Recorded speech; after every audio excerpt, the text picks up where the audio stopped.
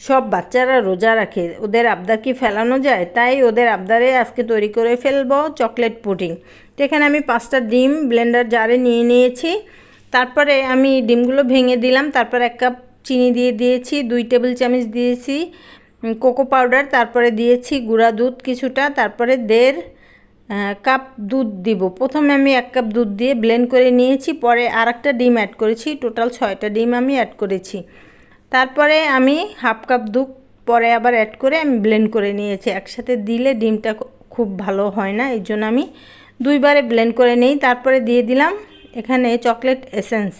একটা বাটিতে আমি একটু চিনি দিয়ে ক্যারামেল করে নিয়েছি। তারপরে ঠান্ডা হয়ে গেলে আমি একটা ছেঁকনির সাহায্যে মিশ্রণটাকে ঢেলে নিয়েছি।